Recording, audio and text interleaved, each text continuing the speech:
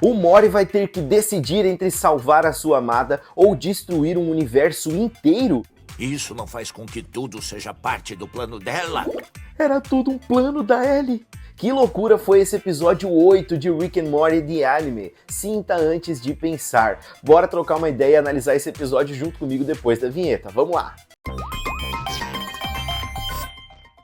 Fala galera, aqui é o Josh, tudo bom com vocês? Pois é, cara, o meu hype aumentou porque realmente esses últimos episódios subiram demais o nível do roteiro, né? E a forma com que as coisas estão sendo desenvolvidas. Bom, eu já tinha dito isso lá no começo, que eu esperava que isso acontecesse, até com a maioria dos animes que eu já assisti, que começam ali, às vezes com algo bem marcante no começo, mas aí tem toda aquela enrolação da explicação e tudo mais, até chegar ao seu ápice. Tem coisas que realmente a gente só fica sabendo no final. E aqui, com toda aquela confusão do começo, as coisas começaram agora a ter mais respostas. E esse episódio 8 veio para consolidar o que eu já tinha trazido aqui para vocês no episódio 6 e 7, mas com uma pitada de dúvida sobre quais eram as reais intenções da Ellie e quais são as consequências desse amor ou obsessão que ela tem pelo Mori. Vamos lá analisar esse episódio então, mas antes eu quero fazer um convite. Se é novo aqui no canal e ainda não é inscrito, se sim, seja muito bem-vindo, seja muito bem-vinda. Quero te convidar a se inscrever aqui agora, deixar um likezão aí para dar aquela força e também para o YouTube saber que outras pessoas vão querer assistir esse conteúdo. Além disso, você pode ativar o sininho se quiser receber as notificações de todos os vídeos que eu trago aqui para vocês. Tem bastante novidade chegando aqui no canal. Tamo junto, se inscreve aí! E cara, o episódio já começa com uma participação grande do Jerry. Ele tá ali fazendo uma busca, que depois a gente sabe que é por uma arma secreta do Rick. Ele chega até um cara lá que deve uma pro Rick, sendo responsável por trazer aquele cubo enorme que se transforma num robozão que vai ser pilotado pela Summer. Mas nós vamos chegar lá. Eu quero comentar primeiro por que eu acho que o Rick mandou o Jerry. Na iminência de um ataque da Federação, o Rick precisava dos seus melhores soldados próximos a ele, né? Por isso, ele manda o Jerry. Mas você vai me perguntar, ele confia no Jerry para fazer isso? Como ele mesmo diz pra Beth, o Jerry pode ser bem espertinho quando ele precisa. Aqui a gente sabe que o Rick fez um puta treinamento duro com ele para transformar ele num herói e ter essa arma secreta quando precisar, já que ele apaga a memória dele e quando precisa que ele volte, ele coloca a memória de novo. Interessante que nós vemos mais uma camada dessa parada aí de apagar as memórias do Rick, que é a questão da memória muscular ou da memória do corpo. Também já tinha sido trabalhado na série original, naquele episódio do Mad Max que o Rick pega a memória muscular daquele braço e implanta no Mori. Mas aqui, quando a Beth e a Summer, a Beth espacial, estão ali se preparando e pegando em armas, elas dizem que tem a impressão, né, um déjà vu, que isso já aconteceu. E elas até brincam ali, zoam, na tranquilidade, que isso pode ter sido pelo Rick apagar a memória delas. Eu acho que eles podem estar comentando também sobre aquela batalha que rolou lá contra a Yakuza, já que lá o Rick apagou a memória deles. Ou esse universo também pode ter sido reiniciado em looping várias vezes e elas estão tendo memórias de um universo que já acabou.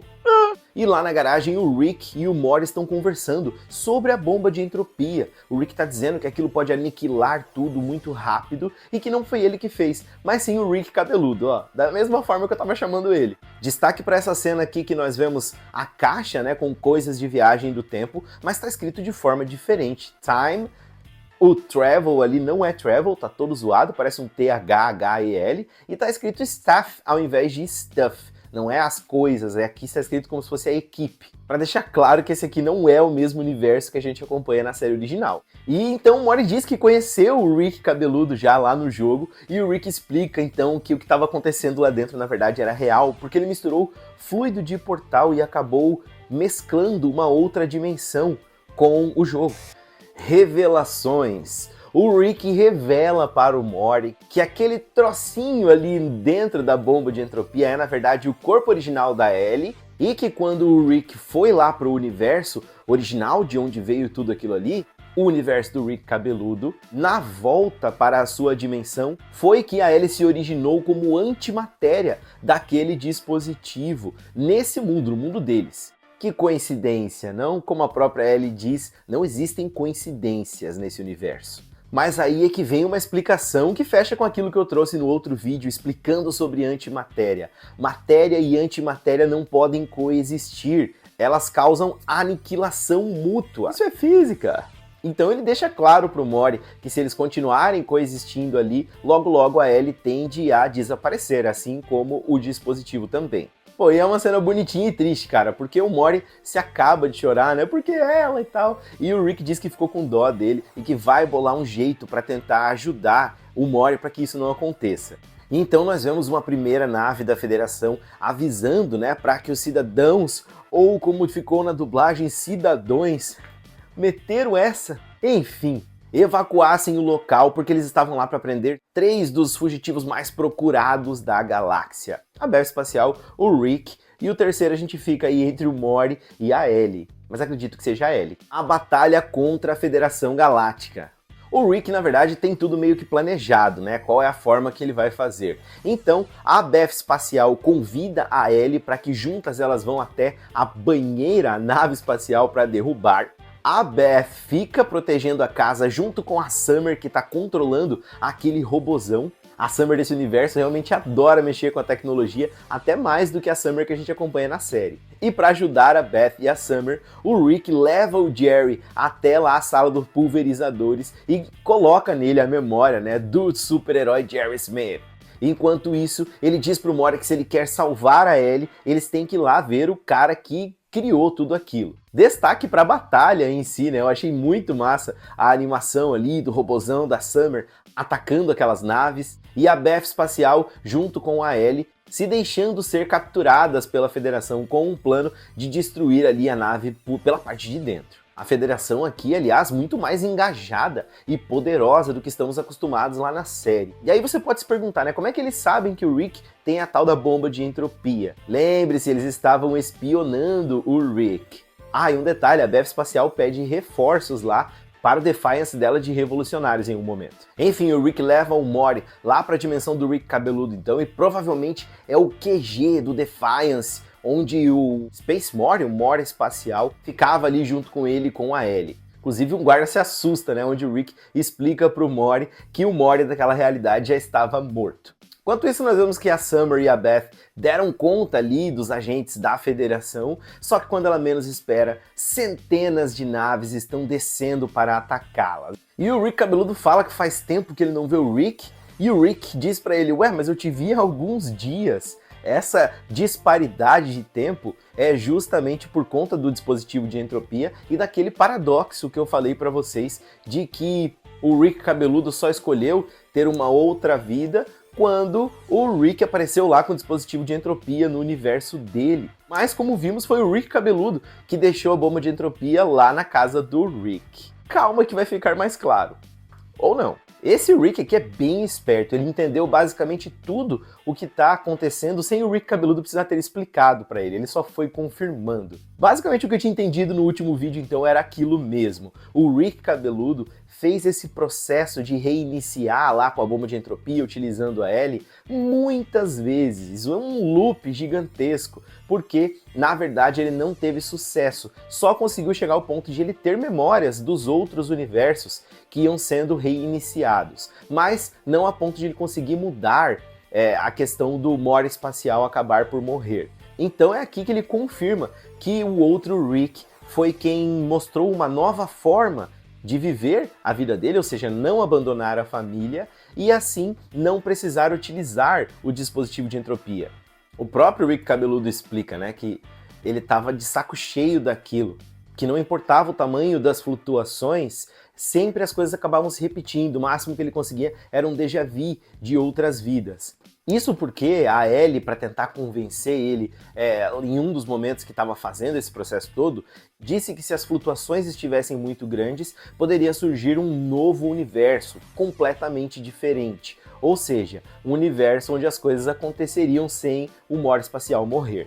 E ele acreditou. E a Ellie diz, eu te avisei. Foi sempre uma escolha sua, ela insistindo na questão do livre-arbítrio. Mas ele percebeu uma coisa diferente. Ele revela para o Rick e para o Mori que isso é tudo um plano, foi tudo armado pela Ellie. Que ela inclusive teria usado ele para isso. Ele diz que a questão das linhas temporais das duas dimensões, da dele e daquele Rick estarem se entrelaçando, é por causa do dispositivo de entropia, como a gente já tinha visto aqui nos vídeos, e que o fato dele ter deixado o dispositivo lá no universo daquele Rick no exato momento sincronizado em que a Ellie acabou surgindo naquele universo, é o que dá essa certeza para ele. Então era tudo um plano da Ellie. Mas que raio de plano é esse?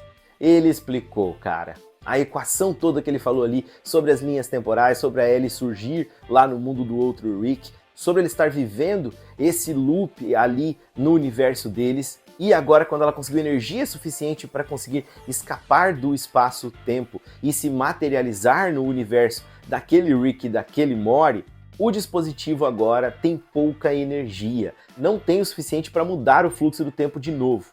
E por que ela fez isso, sendo que ela pode desaparecer ou pode haver aquela aniquilação? Segundo o Rick Cabeludo, ela enfrentou o próprio destino por um motivo que não se sabe. Mas nós sabemos até pela música que toca que é o grande amor que ela sente pelo Morty. Mas será isso realmente o amor ou uma obsessão?